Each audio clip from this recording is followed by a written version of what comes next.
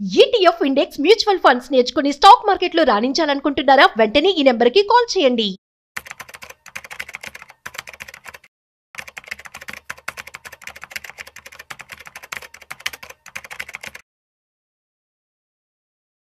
నమస్తే, welcome to Vishnu talks. నేను మీ విష్ణు. ప్రస్తుతంతో పాటు ప్రముఖ స్టాక్ మార్కెట్ అనలిస్ట్ సుందరరామరెడ్డి గారు ఉన్నారు. సార్తో మాట్లాడదాం. సార్ నమస్తే. సార్ నమస్తే అండి. సో సుందరరామరెడ్డి గారు, మరి ఈ వీడియోలో ఏ కంపెనీ వాళ్ళు ఇచ్చినా, ఏ స్టాక్ బ్రోకరేజెస్ వాళ్ళు ఇచ్చినటువంటి దివాళీ 2025 స్టాక్ పిక్స్ గురించి అనలైజ్ చేయబోతున్నారు. ఒకటి సిస్టమాటిక్స్ గ్రూప్ అండి, రెండోదేమో Geojit financials. First systematics group వాళ్ళు ఇచ్చింది. అండ్ వీళ్ళు అత్యధిక అంటే 43% అప్ సైడ్ ఇచ్చారండి. అండ్ పిఎన్బి హౌసింగ్ మనం ఇంతకుముందు బ్రోకర్స్ కూడా చూసాం, చాలా మంది ఇస్తున్నారు హౌసింగ్ ఫైనాన్స్ సంబంధించిన కంపెనీస్ ని. అంటే బహుశా ఈ next year belongs to metals and housing finance company లాగా ఉన్నాయి, ఎందుకంటే ప్రతి ఒక్కరి దగ్గర 1-2 స్టాక్స్ ఉంది. సో వీళ్ళు PNB housing 43% upside, and Shriram properties 30% upside, and Jana small finance bank 30% upside, and Paytm 29% upside, and ఫోర్టెన్ ఈ government 27% upside, and GMR airports 25% upside, and Lemon Tree 23% upside, and National Aluminium 23% upside, and Zomato 18% upside, and Just Engineering 16% upside. And వీళ్ళు literally national aluminium అయితే almost అందరు ఇస్తున్నారండి. అంటే కూడా common గా metals and infrastructure ఎక్కువ ఇస్తున్నారు. అవును, బట్ వీళ్ళ దగ్గర కూడా ఒక ఐటీ కూడా లేదు. అండ్ ఈ కామర్స్ సంబంధించి కూడా పేటిఎం ఒకటి, జొమాటో కూడా చెప్పారు కదా. అవును, ఈవెన్ ప్రోటీన్ ఈ గవర్నమెంట్ కూడా, అది కూడా ఈ కామర్స్ అండి. రైట్, వీళ్ళు జియోజిత్ ఫైనాన్స్ వచ్చింది, ఇప్పుడు చూద్దామండి జియోజిత్ గురించి. వీళ్ళు పర్టికులర్ టార్గెట్ అంటే ఇవ్వలేదు, కానీ కొన్ని స్టాక్స్ పిక్ చేశారండి. And SBI, okay, and next Infosys. First అంటే ఇప్పటిదాకా అన్ని బ్రోకరేజెస్ ఎవరు తీసుకుంది, ఫస్ట్ ఇన్ఫోసిస్ ఐటీ కంపెనీ. అవును, ఈ ఐటీ కంపెనీలు ఈరోజు ఎక్కడ పిక్ చేశారు. అండ్ తర్వాత Hindustan Unilever, HUL, Maruti, Axis bank, UltraTech, Tata consumer, and Hero corp, Suzlon energy, big grade enterprises, Canfin homes, HG infra. వీళ్ళు మరీ సేఫ్టీగా అచ్చం లార్జ్ క్యాప్ ఇచ్చినట్టున్నారు. ఆటోమొబైల్స్ ఎక్కువ ఉన్నాయి కదా, బ్యాంక్ కూడా ఎక్కువ ఇచ్చారు. SBI bank, axis bank, 2 banks ఇచ్చారు.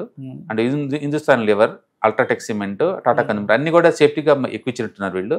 బట్ పర్టికులర్ టార్గెట్ అంటే ఇవ్వలేదు, కానీ ఇవి చాలా కన్జర్వేటివ్గా ఉన్నాయి కాబట్టి లాస్ట్ 1 or 2 years నుంచి ఈ సంవత్సరం ఎక్కువ రిటర్న్స్ వచ్చేలాగా ఉంది చెప్పి వీళ్ళు పిక్ చేశారనమాట.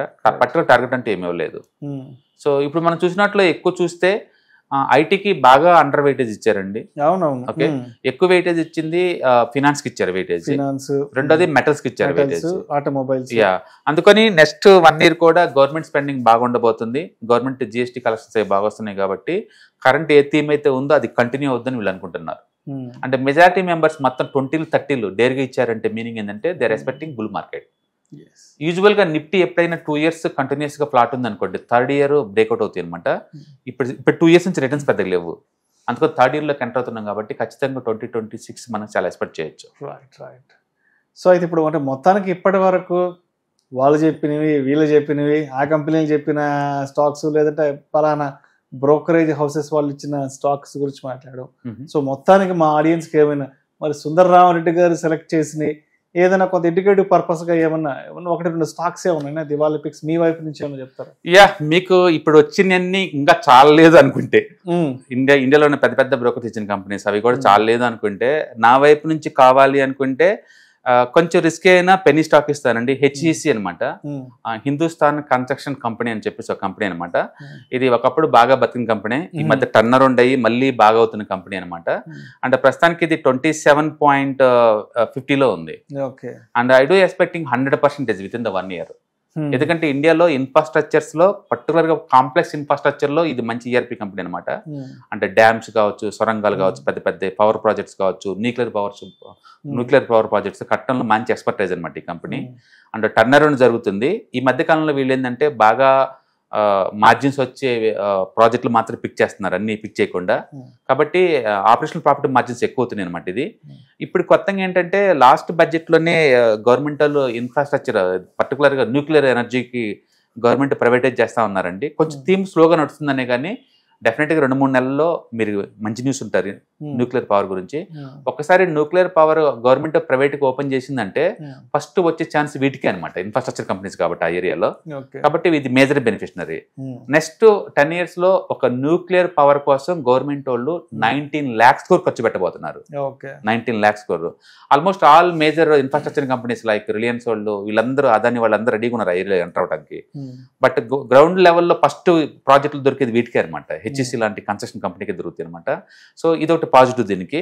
అండ్ రెండోది ఈవెన్ 7 sister states దగ్గర కూడా అండ్ బ్రహ్మపుత్ర నది కోసం బోల్డ్ అన్ని హైడ్రో పవర్ ప్రాజెక్ట్ కట్టబోతుంది అనమాట గవర్నమెంట్ వాళ్ళు. ఆ ప్రాజెక్ట్ కూడా వస్తే ఈ ఎక్కువ శాతం ఇలాంటి వాటికి వచ్చే ఛాన్స్ ఎక్కువ ఉందన్నమాట. కాబట్టి ఇన్ఫ్రాస్ట్రక్చర్లో కొత్త కాంప్లెక్స్ ఇన్ఫ్రాలు అది కూడా మంచి కంపెనీ అనుకుంటే మనం అంటే బ్యాలెన్స్ షీట్ హెల్దీగా ఉంది కావాలంటే మీరు ఎన్సీసీ తీసుకోవచ్చు. బట్ కొంచెం దట్టి చీప్గా వచ్చే తక్కువ రేటుకి వచ్చేది కావాలనుకుంటే మాత్రం హెచ్ఈసి తీసుకోవచ్చు అనమాట. So I do bet current price 27 ఉందండి.